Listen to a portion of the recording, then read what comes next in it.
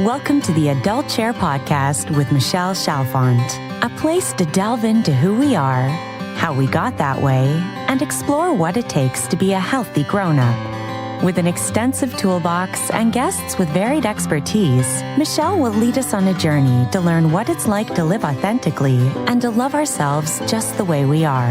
And now, here's Michelle. Hello, everybody. Happy 4th of July if you are in the United States celebrating the 4th of July. And I wonder if around the world, if you guys have fireworks. I know it's our Independence Day, but I'm just wondering if maybe you too are celebrating with fireworks on this night. I have such fond memories of this night growing up in upstate New York. Every summer we went to our lake house and they did something called the Ring of Fire. And it was so cool because at 9:00, everyone on our 9-mile lake, I think it was like a mile across, would light flares in their front yard right on the shoreline. And you'd walk out to the end of the dock, and of course, it would look like a ring of fire. So those were some of my favorite childhood memories. My poor puppies, my older dog here, Sully, he's not older, he's actually 3, but my bigger dog, Sully here, you've probably seen him on Instagram and Facebook because I take pictures of he and Maya sometimes. He hates fireworks. He goes and hides in the shower whenever there's fireworks or thunder and lightning. So it's very sad. But anyway, I hope wherever you are, you're having a lovely day on this 4th of July. Today is one of the best, or I shouldn't say it's the best of the best podcast, although I think that this topic is, but it's, in my opinion, one of the most important topics. As I said last week, I'm taking about 5 weeks off from doing brand new shows, but I have done some really good shows that need to be heard again. So if you're new to the show, the Adult Chair Podcast, you might be hearing this for the first time, but even if you're not new and you've heard it before, take another listen because this is a good one. I'm running the show that I did with Sarah Weiss about being an empath. This is something that's so, so important. We need to understand what being an empath means. I'm alarmed by the number of people that I sit with that don't even know what that word means. And if we don't understand what it means, we might be feeling anxiety, depression, fear of crowds or anxiety in crowds, etc., social anxiety for the wrong reasons. And what I mean by that is you might be taking an antidepressant medication or supplement because you're an empath and you just don't know how to handle being in crowds. Or when we are empaths, we're picking up on other people's energy, and our boundaries for that are usually very thin and we don't understand what's happening. So if you don't know what's going on, again, you might be taking meds or supplements or doing things for, again, anxiety, depression, things like this that you don't need. It's just the fact that you're an empath. So again, I'm not recommending you stop or start meds. That's not what I'm saying here, but let's figure out if maybe this is going on with you, because this is something I grew up with. I had no idea, of course, as a child, why I was always so tired. And I also knew what everyone was feeling all around me. I could read people very well. I knew what they were feeling. I knew what their emotions were. I could look at people. Of course, in my household, you guys know my history. People would say things to me and it wasn't a match of what I was feeling. And it was just I was so drained. I took naps until I was in my 30s. And I really learned about what an empath was then. And that's what Sarah and I are talking about today is what the heck is an empath? And you're going to figure out maybe that if you are an empath, and it's not a bad thing. I want to say this. Hopefully you find this podcast very empowering.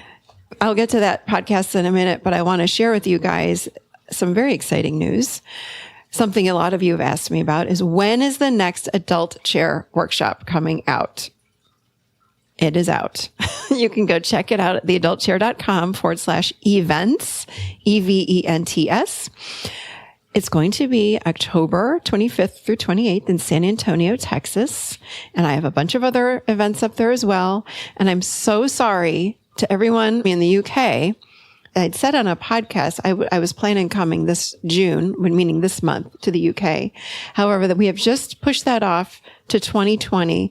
We're planning on right now May 2020 for the UK. So For any of you that live there, we are already now doing the searching for an event space.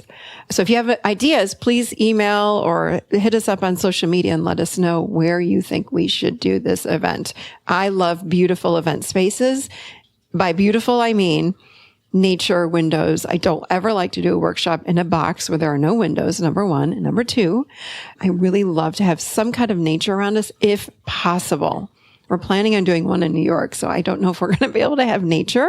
But anyway, I like to have some kind of nature. I don't need a 6-star resort. I just need some sort of nature if possible. So if you people in the UK have ideas, hit us up. Let us know. We'd love to hear from you.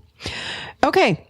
So again, San Antonio, Texas, here we come, October 25th, 28th. You can go to theadultchair.com/events for more information on that. Back to this. What is an empath? We're going to talk all about it right now with Sarah Weiss. Enjoy this show. Sarah is someone that is just really dear to me because she really knows her stuff, and I highly, highly respect her. So enjoy the show. We are going to talk today with Sarah Weiss. She is a spiritual teacher, mystic, and evolutionary catalyst. I love that. She is a medical intuitive and spiritual teacher in private practice in Northeast Ohio. She is the director and creator of the Spirit Heal Institute for Intuition and Healing, the Enlightened Empath training program, and of the Light Journey training. Welcome, Sarah Weiss. Well, hello, Michelle. It's so nice to be with you again. It's always a delight, and thank you for all the great work that you're doing to help people on their path. Thank you. And same to you. You're doing amazing work as well. And yes, I wish I could, I'll have to put in the show notes when I had you on before. I don't even remember. Has it been 2 years? I think it's been 2 years, and we talked about grounding. I know that. And it probably around the holidays, because we always need to ground more during the holidays, right? Really needing the grounding, really needing permission to give yourself time out to step back and collect yourself so that you don't end up doing stupid, awkward things that you'll regret later on. It's really important to give yourself permission to have those little timeouts, I think. Could not agree more. I will put that show in the show notes so you guys can go listen again to the grounding podcast that Sarah and I did, because it was amazing. It's one that I still refer people to all the time. If someone has a question about grounding, I always say, go listen to Sarah Weiss's podcast. You're the master of grounding as far as I'm concerned. So thank you. Well, I had to learn how to do it to survive, particularly as a real super sensitive empath. I have always been extremely sensitive, and in our culture, we now have the language that describes a highly sensitive person. That we've been having research done on that. Therapists are recognizing that. School systems are starting to recognize that. And the next, I guess, the extension on the spectrum of sensitive people would be recognizing empaths as a certain profile of sensitive people. And there's a difference between a highly sensitive person and an empath. So please explain, because I think I see that all over social media. People will say, I'm an HSP / empath. So they're thinking it's the same exact thing. And you're saying no. Well, there can be a gradation in those two profiles, but a highly sensitive person we would define as someone who is very sensitive to their environment, to people, to stimulation from all different directions that would be overwhelming their nervous system. But the difference is an empath is working much more telepathically. Their nervous system is geared a little differently from the highly sensitive person. Here's the difference. A highly sensitive person can say, oh, those fluorescent lights are bothering me, or that person is annoying me with what they're thinking, or how they're approaching me and what I feel around them. The empath can be around someone and feel them as themselves. So they don't have a separation between the person, let's say they're talking to, and who they are.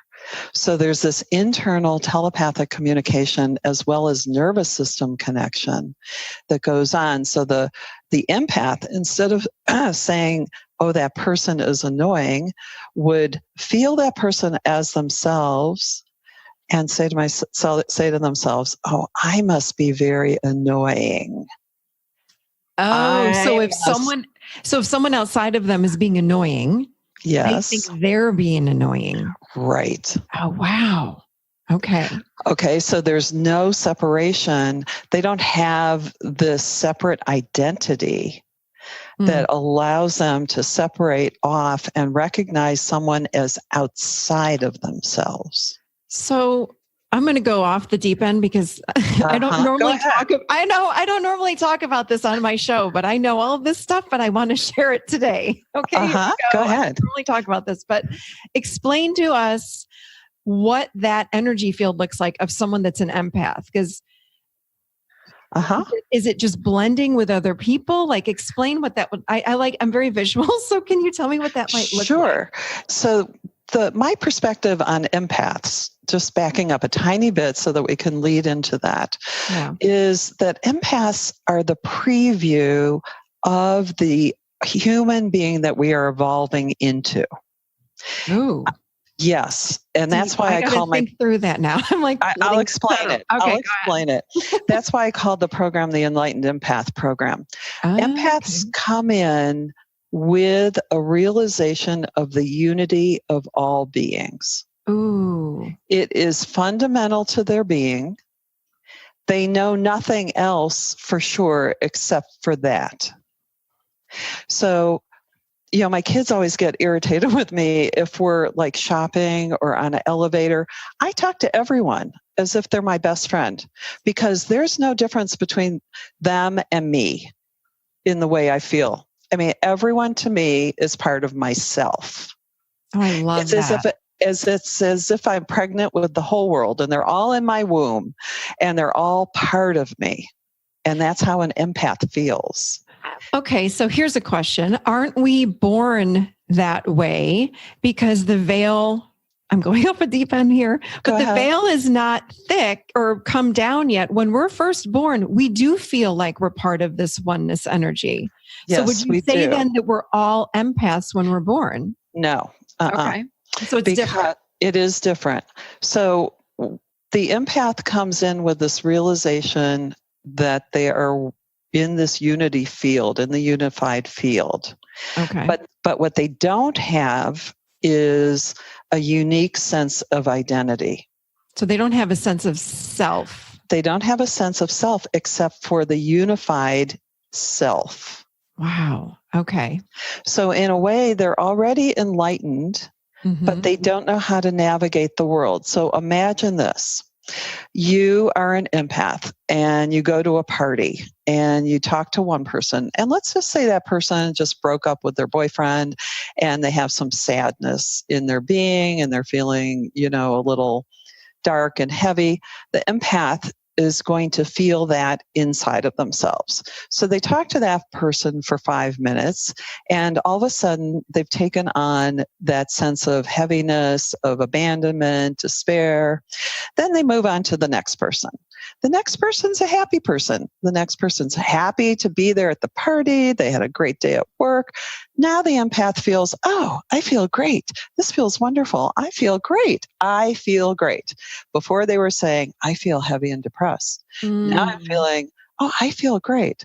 Then they move on to someone who is, let's say, enjoying a piece of chocolate candy.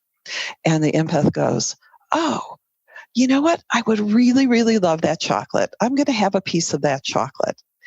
They don't know the difference between someone else enjoying that chocolate versus them desiring that chocolate or needing that chocolate or actually wanting that chocolate at that moment. Wow. Okay. Yes. So, for instance, when my husband, this happened like 25 years ago, my husband was working at an ad agency, and 3 days in a row, I called up somewhere around 10 o'clock in the morning, kind of mid-morning, to check in with him. And the assistant said, "Oh, he just stepped out to the coffee machine, the candy machines." And the next day I came into the kitchen and I was going to call him from the kitchen. And I thought, maybe I want some coffee and maybe a little nibble of chocolate. And I call up and the assistant goes, "Oh, he just stepped out to the coffee and candy machine again." And the third day I walked into the kitchen. I wasn't even thinking of calling him. And I said, "Oh, you know what? Maybe I want a little snack now." And then a few minutes later, I called and he answered the phone and he said, "Oh, I just got a snack from the candy machine." So I thought it was me. Oh my God. Wanting the snack, and it wasn't. It was him. That's how fuzzy life becomes for an empath. Wow. And very different than from the HSP. Right. Highly sensitive person. Right. Okay. So is the highly sensitive person just more psychic, would you say, or reading people, or? I would say they're more bombarded on their nervous system from external stimuli. They could be psychic, intuitive, or not. And yet, something could be really irritating or difficult for their nervous system to process. But they know it's outside of them. Okay, that's the difference. Okay. That's the difference. But they would also know and pick up on someone that's having, let's say, grief or anger or sadness. They would pick up on that, but they know it's not theirs. Right. Okay, that's the difference. And that's a huge difference. Huge difference. So when we talk about empaths in relationships or at work, oh my God, you could be sitting in a meeting, and this happens to me multiple times. This has happened to me. I've learned to ground it.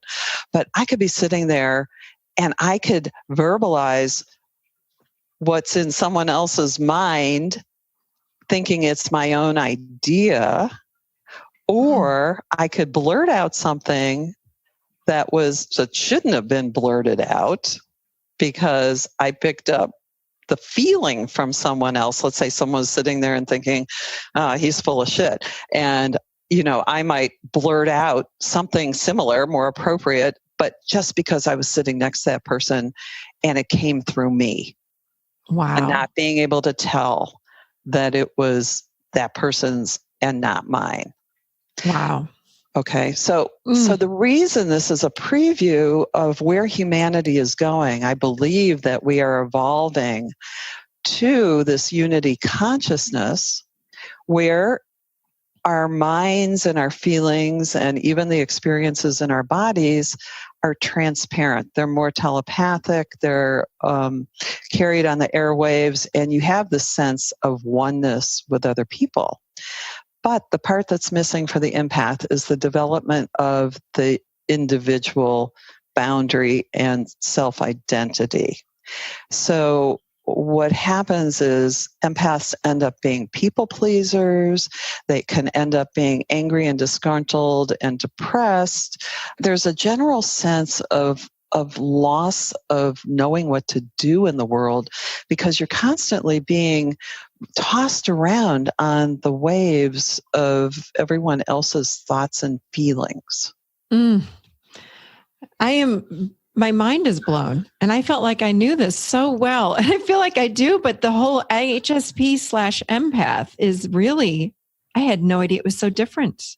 There's a big difference. And Judith Orloff's book, and I don't know if Audible has this, but it's called The Empath Survival Guide by Judith Orloff, MD. She's a psychiatrist who is an empath herself, and she's written a great introduction to the description of an empath. It would be a great book for people to read. Okay. But life gets very complicated in relationships because your nervous system is constantly being moved around, in relationship to anyone around you. And so even Judith Orloff in her book talks about how she can't even live in the same house with her boyfriend or husband. Wow. She has to live in a separate condo from whoever she's with. If she's married to them or dating them or whatever, she cannot even live with them because her nervous system gets so lost in the process of the relationship. Wow. So answer this. How many of us are empaths? Like, is it 1 in 5, 1 in 3? She says it's between 12 and 17% of the population. So that would be 1 in 6, 1 in 7. And that they're finding that the empath has a particular type of nervous system that is identifiable, that you could almost say the nervous system is on the outside of their body more than on the inside of their body, that it's highly reactive, just like the highly sensitive person, to the environment. So they have that type of nervous system, but they also might have extra mirror motor neurons.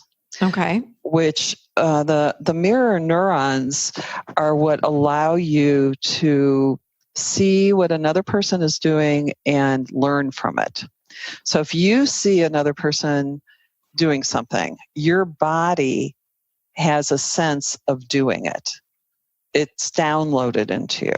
And we have these physical neurons I think it's the prefrontal cortex of our brain.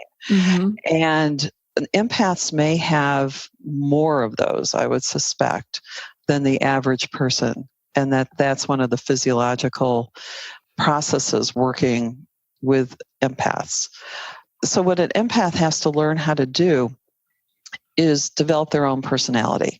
One of the reasons they don't is because as very young children, they are overwhelmed with whatever feelings and thoughts and sensations are going on in their environment.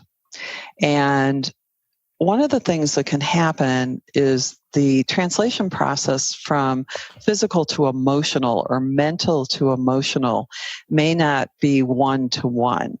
So if someone is having, let's say your mother is having an emotional moment, a child might feel it as an ache or pain, or turn it into a cold or flu in their body. So the mother's emotion might turn into something painful in their body. Then the empath says, oh, my knee hurts, or I have this cold.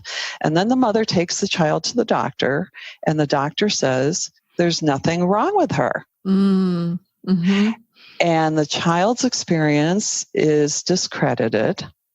Although they know that they are experiencing this, they might be labeled a hypochondriac after several episodes of this. And they have no way of understanding that their mother's emotion translated into this physical process in their body. Because, of course, the mother's not going to say anything about her emotional life to a 2-year-old child. Right. And even if she did, no one would be explaining to this child who's an empath that you're interpreting these energies of emotion as physical pain in your body. And even if someone explains it, how do you, or someone that is an empath, what do you do with all that information? Like, okay, that's what I'm doing, but how can you even make it stop? Right. Okay. So the first thing that an empath has to actually admit is that they could be being influenced in this way that is unconscious, subtle energy oriented, that they have to loosen the grip on the belief of their own experience. And when you ask someone to actually question their own experience of life, That's a big deal. I was just going to say, that's huge. That's it's like, huge. How do you change your lens of how you live in the world and your sense of self and life? It's like, right. What? I know. It's huge. It's not an easy thing. So the first thing is to actually understand this whole process of what an empath is going through and how you might have spent your entire life living out other people's thoughts and feelings and physical experiences. Wow. It can be devastating. That's what I'm thinking. Like horrifying. Like, what are you talking about? Yeah, it's a lot different than having a father that thinks their son should be a doctor and the doctor wants to be, a teacher. That's one thing. Yeah. This is a whole different thing. You really have believed that you lived out your life based on your own feelings and thoughts, and you really haven't. Not only that, when you did as a young child know things that were different, and even, if you telepathically knew that someone was sad or that you could sense that they were ill, and then you had a parent say to you, "You're nuts. You don't really know that. How could you know that?" Right. So in so many different ways, an empathic child is dismissed and discredited, that they no longer can trust their own true empathic experience. And then they start developing these alternative personalities of the people pleaser, or the agreeable person, the person who defers to everyone else because they can't figure out what they really want. And all of a sudden you have this person that ends up being so able to be controlled because they're so malleable that they lose all sense of self. And then once they wake up to becoming that they are an empath, then they have to go through their whole life and do kind of a life examination. Like a review of yes, their whole life. Oh my God. In order to reclaim themselves. Wow. And that's what we do in the Enlightened Empath program. We systematically and gently go through this whole process of reclaiming who you truly are, which is an enlightened being who understands unity consciousness, who has to heal from these woundings, but then start all over with developing who they really are. And there really is someone in there. Wow. But they have to start with unity consciousness rather than individual consciousness. They have to do it backwards. Right. From how we usually do this. So their developmental process can go backwards, which is, to me, where the adult chair process is really, really helpful. Well, I'm wondering, just listening to you, like, again, what a mind blow that would be for people. And I wonder how many people that are thinking and maybe are codependent that are actually empaths. Like what? Absolutely. I would think it's 100%. Like I can't even imagine if I am an empath, I'm probably going to be codependent because I'm a people pleaser. And I'm thinking about you before myself. Exactly. Exactly. And that is very disempowering. But their codependency doesn't necessarily stem from the same psychological reasons that another person might be codependent. Their codependency stems from this very innocent place of feeling one with another person. So, if they're feeling another person's disappointment with themselves, so I'm talking to someone's judging me and not liking me. Okay. So the empath goes, "Oh my God, that person doesn't like me. What's wrong with me?" Now I'm feeling like something's wrong with me because I've internalized their judgment. And it gets very, very confusing going back and forth. So then they learn, because they can feel someone else's internal space, they can anticipate and they can project what that person needs to stop judging them Mm. or to start liking them or to ease their pain. And they're just constantly, like you said, focused on making everything pleasant in the interaction. Yeah, because then their life is easier. Right? If Right, I'm an exactly. empath, I want everyone in the room to feel good. Happy. Yes. Right? Yes. And if you're not happy, I'm going to sink and fall into sadness or grief or anger or whatever it is. So Right. So I teach at a local university, and I was teaching in the business school. I teach meditation and mindfulness. And I was teaching in the business school, and there was a young woman there who we had a side conversation about empaths. And this was an adorable woman, beautiful, smart. She's learning the world of business and wants to succeed in business. And she had developed what she calls herself a perky cheerleader personality. She was an empath from early on.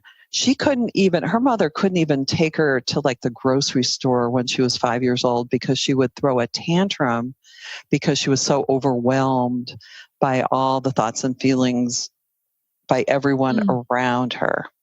And so she figured out at a very young age that if she became this big, perky personality, that she would fill up the space with her to protect herself from all the input that was coming from other people. Wow. And so she was, really popular in school and fun to be with and a cheerleader and adorable and everything. Well, here she is, a junior in college, and she's in a business training program, and she's expected to act like an adult. Wow. And perky no longer works. And she was in crisis. I'm sure. Because perky was not going to get her through the internship that she was doing at a large corporation. What a gift you were to be there with her during that time, right before she started this internship. Right. We developed a really nice friendship, and she was really interested, and she really took all this material to heart. And she really dove in, and it was great because the people around her in the business school understood. I talked to them, they understood what was going on with her, and everyone supported her. And she really learned to bring through the dignified, intelligent being that she is underneath there. And she was able to do it like within the next year it took her to find that place. But when that alternate personality that you've developed doesn't work anymore for you. But I just found it so interesting that she figured out at a young age that being this big personality protected her from all that input from other people. I just thought it was a great example. Great. I mean, it's a great mask to wear in the world because, I'm going to fill up the room with this personality so that nobody else affects me. Right. Now, the other thing that happens is some empaths will be really grumpy and poor me, and they'll try to fill up, with a personality that doesn't work so well and doesn't get them anywhere. But at some point, it's going to fall apart. Whatever alternative way you've learned to be in the world, at some point, it's going to fall apart, whether it's sooner or later. And thank God this empath material is starting to come through and be recognized. I could not agree more. Thank you for doing your work, Sarah. You're welcome. I had to do it to survive. Right? Yes. Yeah. What was it like for you then as an empath? It was really difficult. Other than drinking coffee and eating chocolate when your husband... Right. Yeah, every time I want something to eat, I have to check who else wants something to eat. Honest to God. But it was interesting because this aspect of consciousness that is the unity consciousness is something that spiritual people strive for. everyone else who's on the spiritual path, they're looking to feel and experience and know this unity state. Luckily, I had a spiritual teacher that saw me in terms of my own unity spiritual state and was able to recognize and help me work this backwards. He said to me one time, he says, "You are the biggest doormat I have ever met." Wow. And he said, in the spiritual world, you are not expected to be a doormat. You are expected to be strong, powerful, compassionate, and have a strong influence, a powerful influence in the world, and also be able to access your unity state. That's living in your adult chair, Sarah. You just explained it. Uh-huh. And so when I met him when I was in my early 20s, and he worked with me with meditation practices to help me develop this other aspect of my personality. And it's really true. In the spiritual world, there's some illusion at times where people think that you're just supposed to be agreeable and not stand up for what you believe or try out your unique set of beliefs and gifts and talents or whatever you are as an individual being, that you're just supposed to kind of live in this blob of unity consciousness. Yeah, airy. Yeah, I don't right. agree either. Yeah. Right. And so that's not what the spiritual path is about. And so he was very clear with that with me. And he would help me set goals for myself. Because, like, for instance, I always wanted to be an artist, and I was actually thinking of going into pre-med. And he said, well, which would be the more courageous path for you to take? And I chose the artist. That was the hardest path for me to take. It would have been easy for me to go in pre-med. Okay. Really? Okay. Yeah. Okay. Yes. And he would constantly challenge me to say, what are you going to choose now? Which is the most challenging for you to choose so that you can develop these qualities of concentration and strength and power to help develop who you truly are based on your soul imprint. And so he was instrumental in helping me really move into life in a powerful way. And he would not, sometimes he would say, I'd make my choice and he'd say, well, let me know when you get there. And it might be like 2 years later. I didn't even talk to him for 2 years because he didn't want to hear from me until I attained what I set out to attain. Wow. And so it was this focus. And it's really interesting because in the spiritual literature, they really do describe empaths because they talk about these unity states and the ability to access all the subtle realms, which empaths come in with, but other people don't. And again, we're working it backwards. Right. Okay. And the other thing is that empaths can be really scary for other people. How so? Because they know exactly what you're feeling. It's you true. cannot hide anything from them. And they have to work off of total transparency. If you're lying to an empath, forget it. That is the worst thing that you can do. They will dig and dig and dig until they get the truth, or they will just leave. Wow. Because they know that something is out of whack and they can't leave it alone until they get to the truth. Oh, wow. So, yeah. So it's not great for relationships until they learn how to manage understanding that not everyone wants to be as transparent and unified as they do. So is it difficult to be in relationships with an empath, would you say? Yes. I would say empaths are extremely loving, but they're constantly merging and hovering. If they don't have control over their energy, it's going to feel like you're constantly being hovered over, or, like someone's always looking over your shoulder. Even when they're not thinking about you, their energy is extended out because, again, they feel like you're in the womb of their being. Okay, got it. So it's hard to be in relationship with an empath.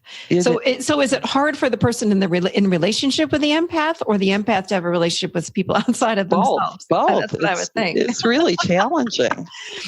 And so you can get someone who likes that, let's say, like a partner who likes being taken care of or feel like they're in the womb of someone else, but it's not healthy for either one of them. Well, it's draining. Can you talk about that a little bit? I mean, I feel like I'm an empath, but I also feel like I'm HSP, so I don't know. But I grew up exhausted.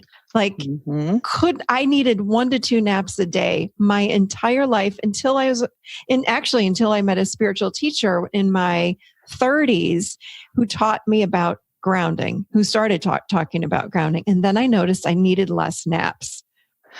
Absolutely. So talk about that a little bit. Like, what are the physical issues that an empath may have, other than, of course, a ton of fatigue, but what else? Right. Well, it's interesting because I'm going to bring it around from a different perspective now.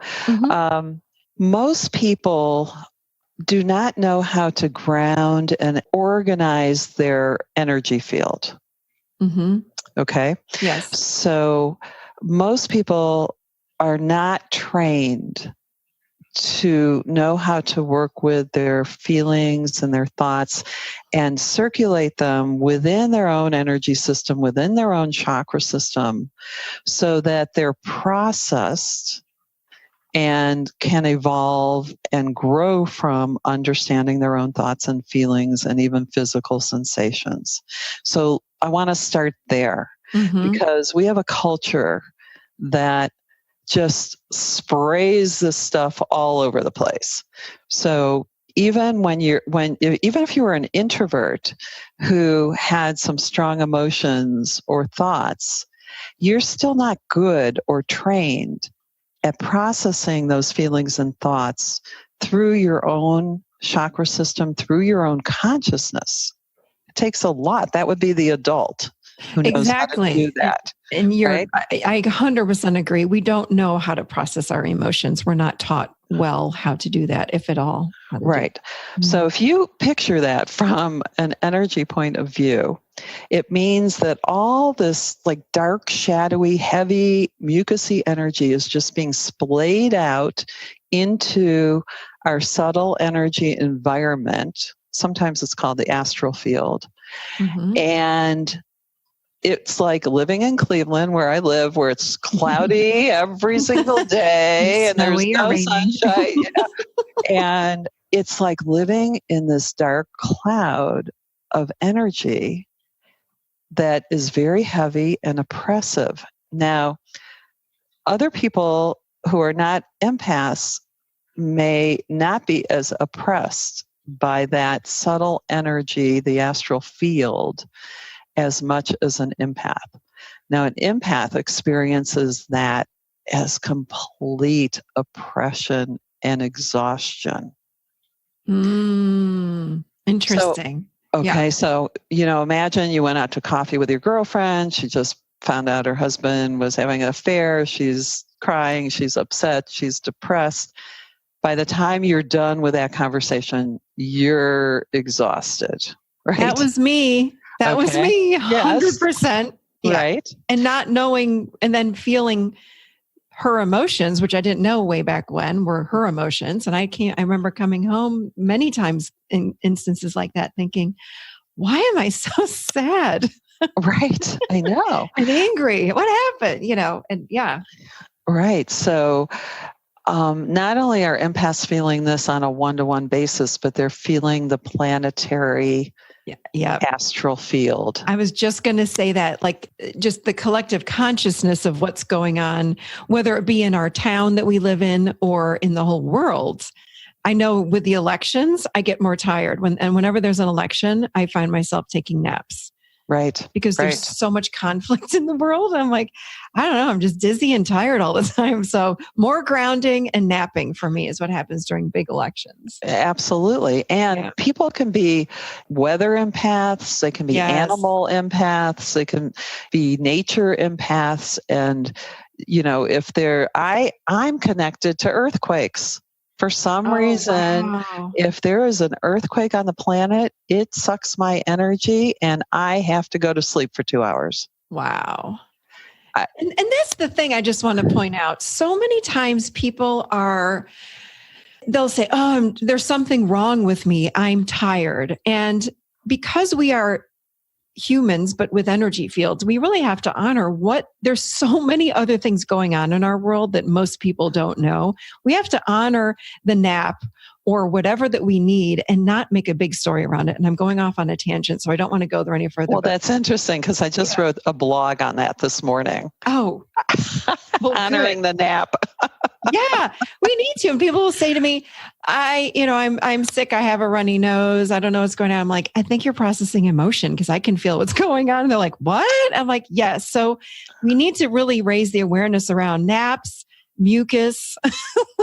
Yes. Diarrhea. Like, it's not that you're sick all the time. It could just be a shift in the energy field or yucky emotions that are someone else's that are sitting in your energy field. Absolutely. I mean, we need a show just on that, Sarah. Just an energy show. That's it. We can do that because that's the reality of how we are living. And we believe it's our own fault or we are in control of what's happening to us, but we may not be. The only thing we have control of is grounding and clearing. Right. But we can't control all the other things that are happening on the planet. And that is another thing that empaths do. They end up being controllers. Oh. Just like you said. I'm waiting for some gifts of the empath because the gift so heavy. Right. The gift, well, that's the experience of the empath living. But the gift of the empath, which is what I also help train, is that you can reach ecstatic states, feeling, experiences, deep spiritual experiences of unity and light and frequency. And what's behind the shadow of this world, the reality. And that's where the great mystics and where you have access to all this information, whether it's on the psychic realm or the intuitive realm, telepathic, you have access to places more easily than anyone else does that are beyond our realm. Wow. And that's the beauty of it. So my goal in the training is to help people, empaths, keep that sensitivity, not sacrifice it, while developing the unique expression of their being so that they have an interface with the world through which they can bring this ascended consciousness that is their natural birthright. Okay. I'm sure you made a lot of people feel better. People are probably listening like, oh my God, I'm an empath. I'm doomed. But you're right. How you just explained the gift is absolutely beautiful. So it really is about healing the parts of ourselves.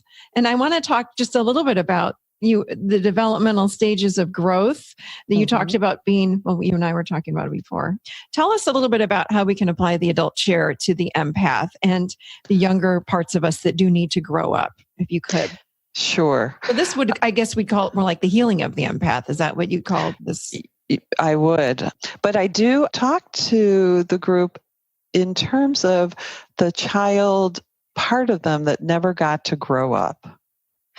just because of how much they were dismissed as children, and they had to compensate in ways that helped them survive. And so we don't want to tear away the survival mechanisms without replacing them with something that is growing and vital and alive within them. So the way I approach it is through working with energy and working with the chakras and learning how to ground and be connected with Mother Earth and Father Sky instead of the person across from you. Ooh, that's good, Sarah. I like that. Okay. Yeah. So it's a more of a vertical connect at first, where, if you connect with Mother Earth, you feel like you're being held in the arms of her. You feel connected to the whole cosmos through her. You're connected to the compassion, and you're being remothered from a cosmic mother rather than a biological mother that doesn't understand you. And so there really is a remothering that occurs by connecting with the consciousness of Mother Earth or Gaia, because her consciousness is truly what grows us. So that energy that we feel when we're connected with the earth and with nature connects with the root chakra and the kundalini in our root chakra. The kundalini is also known as the Great Mother. That is feminine energy in the root chakra that is waiting to be awakened so that it can enlighten you. But the kundalini is not just about enlightenment. The kundalini is really about growing you as a full, integrated, multi-dimensional human being. So what we do is we replace the biological mother in a way with the cosmic mother, and we actually experience the remothering in order to grow the true self. And I know it sounds very esoteric, but it's actually very practical. It can be done with support. It can really be done, because the energy from the true mother, the cosmic mother, and the awakening of the kundalini in a gentle way awakens the true self. Now, everyone else walking around is not walking around in their true self. So the empath actually has a benefit in being able to sense these subtle energies, and they actually can regrow themselves as if they were a seed planted in Mother Earth, the same way a tree would grow or a flower would grow. So it's a whole process of regrowing yourself from your true self without sacrificing that expansive, unified field awareness.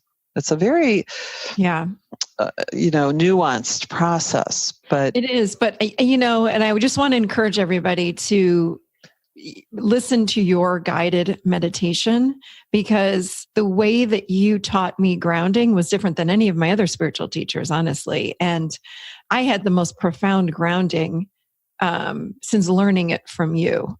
So everything that you're saying resonates with me, because I've had many experiences with grounding. But you ground in a different way. You let that energy come up and meet your feet and come up through. And I loved how you taught me grounding, and that changed me. So, yeah. Thank you. Yeah, for sure. I was taught that directly from Mother Earth when I was 19 years old. Wow. That was never taught to me by a spiritual teacher. Really? Nope. I was in art school, and I went out to a park to do some photography and sketching. And I got out of my car and I stepped from the concrete onto the grass, and my feet got stuck to the ground, literally. I couldn't move. And all I felt was this sinking down into the earth. And then I was talking directly with Mother Earth, with Gaia. And she explained to me that I was not abandoned.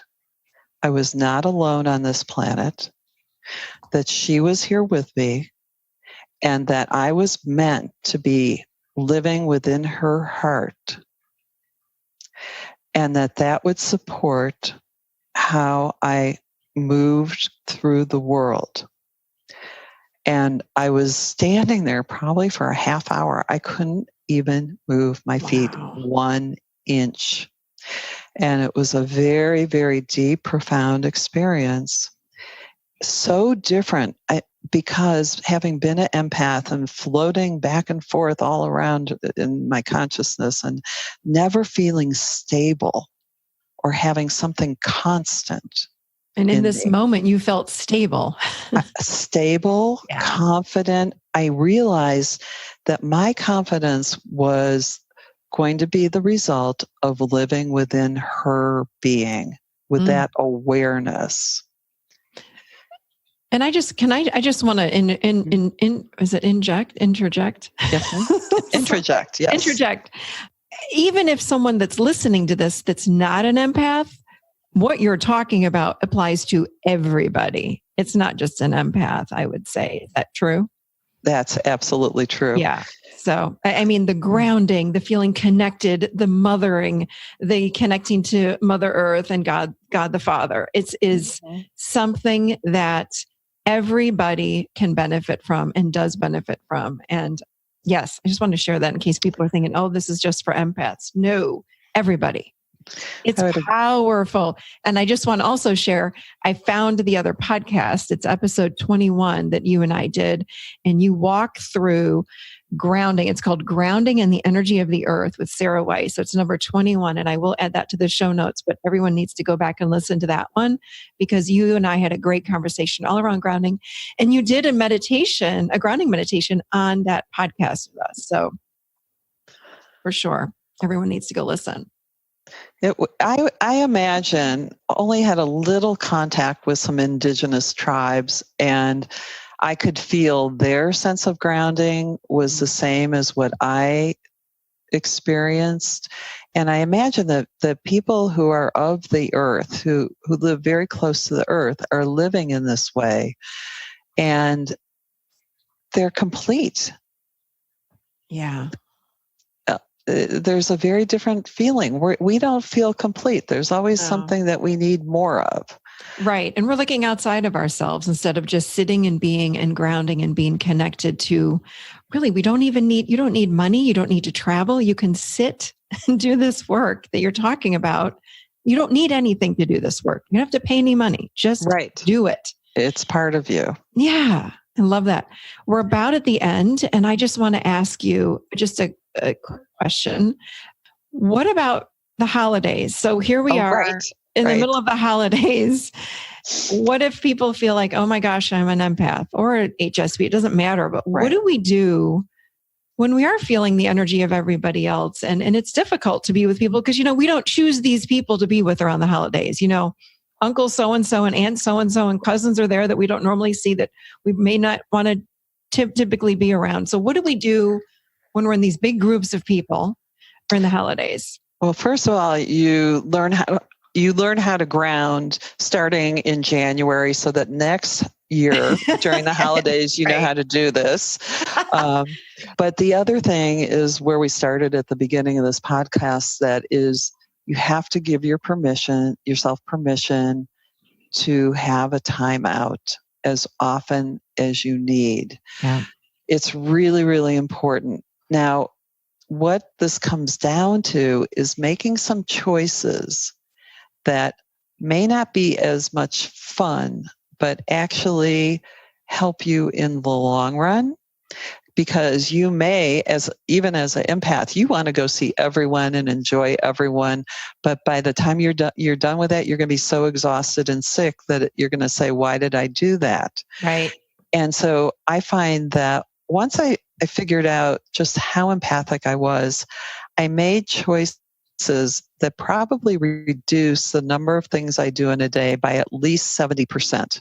Wow, that's a lot. I know. And I realized that I needed less stimulation, more time in nature, more time to myself. And that, whereas I was a very busy person before, I just was out and about all the time.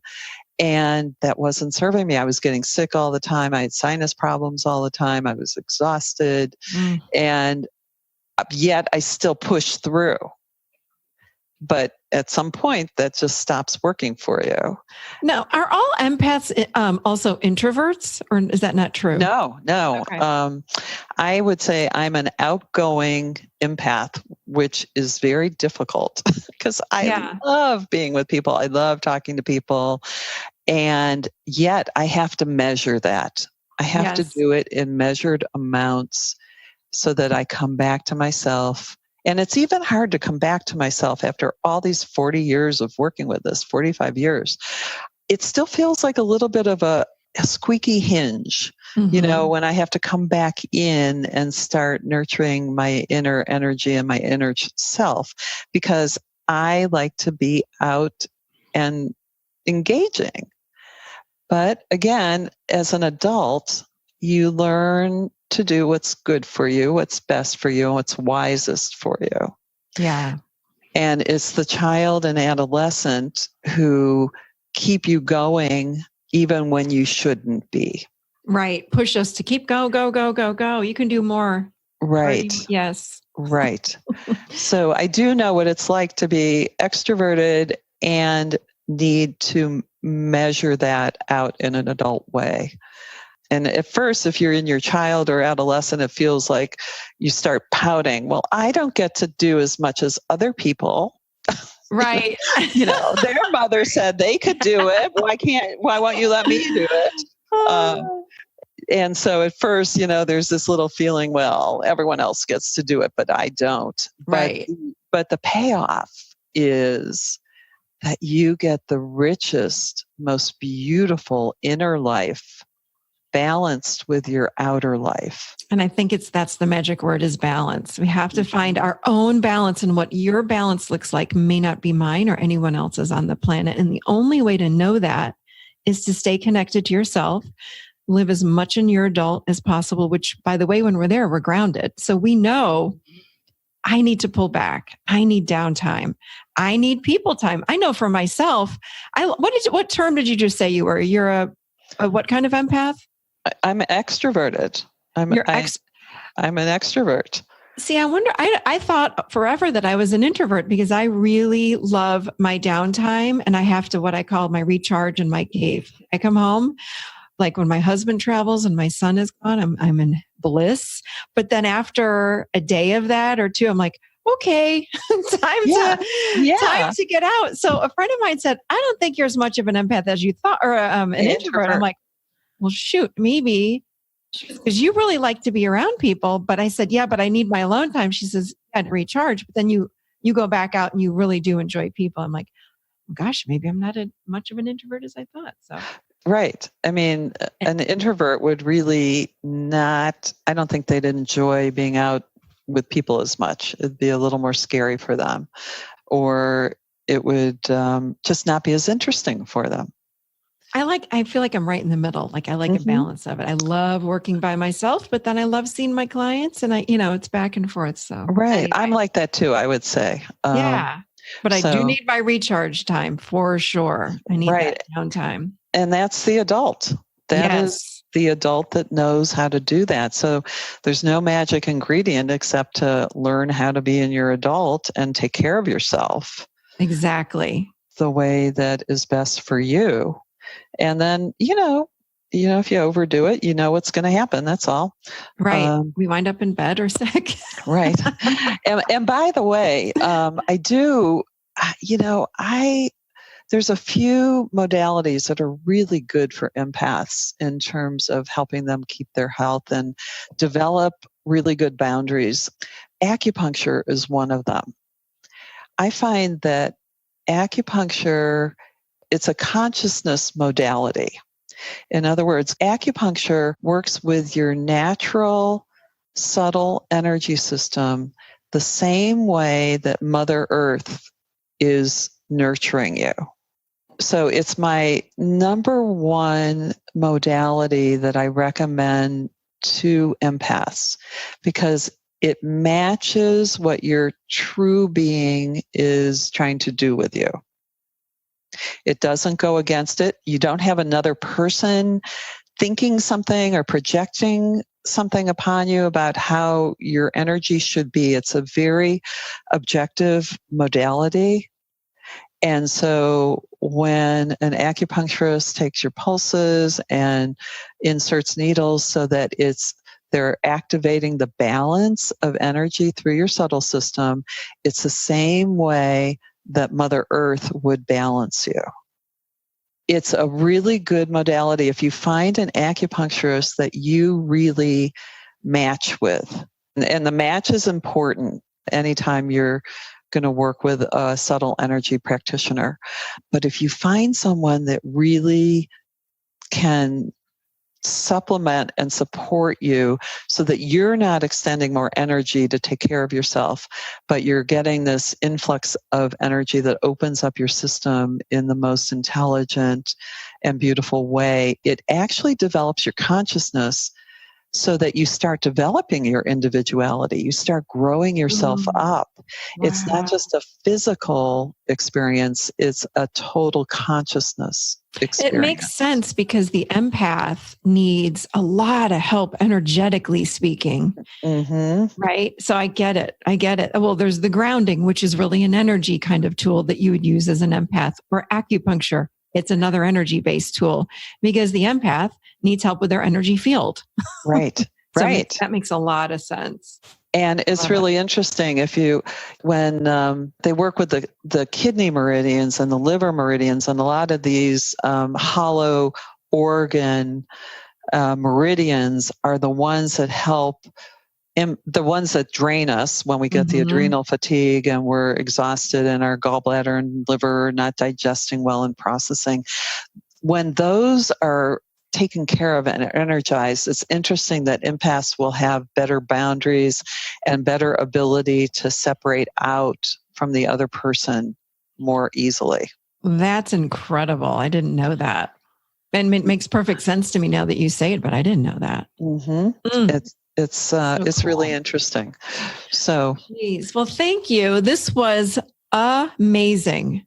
I love you. I love having you on. You're a wealth of information, and I'm going to have you back sooner than later. I just looked at it. Episode 21 had to be maybe 3 years ago. It was a while ago for sure. You've been busy for 3 years, I know. doing wonderful things. Thank you. So Sarah, I'm sure there are people that want to reach you, get in touch with you, and you're talking about this Enlightened Empath class that you have coming up. So tell people, how do we find you? What do you have coming up, et cetera, et cetera? Well, the Enlightened Empath training is a year-long training that meets once a month for 2 hours on the phone. So it's people from all over the world. And there's a manual that goes with it and extra meditations that you practice during the month. And there's interactive conversation platform where people interact with each other between months. And that program, believe it or not, really can take you from being a very unhappy, confused empath to someone who knows how to manage and ground their energy and start growing their being within a year. So there will be another program starting in February of 2019, and you can read about the program on my website. The new dates are not up there yet. They will be in the next week or so. It's at spirithealonline.com, and I think you have that up on the page, maybe? I will add that to the show notes. Okay. And also there's a whole bunch of free guided meditations that are on my website that you can access freely to download for yourself to practice with. And there's four Enlightened Empath classes from 2 years ago that will give you an idea of how a class would go. So there's four of those classes up there. So you can get a sense of what it would be like to work in this way. There's also free grounding videos that you can download. I want you to download. I want you to use the grounding videos. Audios. For sure. Practice with that. Mm-hmm. So there's a lot of media on the website that is free and accessible for you to use for your own growth. You have got a lot of free, good, really great stuff on your website, no doubt about it. Yes. And then I also have Empath Retreat every year. We just finished it 2 weeks ago in Silver City, New Mexico. Oh, yeah. That sounds lovely. It was really, really powerful to have a group of empaths be able to be together and grow together in a community that felt safe and understood by each other. Is that an annual workshop that you offer? Or? Yes, and I'm going to offer it twice next year. One will be in May and one will be in November in New Mexico. We have a lovely lodge there. I may come on that one. And of course, your annual Mount Shasta trip. Yep. So we're setting the dates for that too now. So avoid any fires next year. Yeah. So spiritheal.com, spiriteheal.com. And that is where you will get all of this amazing, amazing information. Thank you so much. It was really delightful connecting with you again. Yeah, Sarah, thank you. We all so appreciate you being on the show, but also all the work, the amazing, beautiful work that you're doing in our world. So thank you for being such a bright light. I really, really appreciate you. All right, you guys, I hope you enjoyed that show. I think she's brilliant, honestly. And she has so many free offerings. As you know, I'm a big believer in that. I really want to help as many people as possible. And that's why I have so many free offerings. And Sarah is right in line with my belief there. So check her out. Go check out Sarah Weiss. And again, we did another podcast together. That was episode 21, Grounding and the Energy of the Earth with Sarah Weiss. So that was a while ago. But I will put all of this information in the show notes so you can get more information there. You just go to theadultchair.com and there's a wealth of information there, but click on the podcast link and there will be all the show notes and all the information on this episode. I will be hopefully seeing you guys in October. Go to theadultchair.com/events and you can check out again the next Adult Chair workshop. I'm very happy. I've never been to San Antonio. I hear such great things about it. We're right on that Riverwalk area that people rave about. So anyway, and we're offering some money off right now if you sign up. So jump over there. And I'll see you guys next week. I've got some good ones, you guys, that I've pulled that I think you're going to love. So stay tuned next week. I will see you seated right here next week in the Adult Chair. Have a great week, everybody.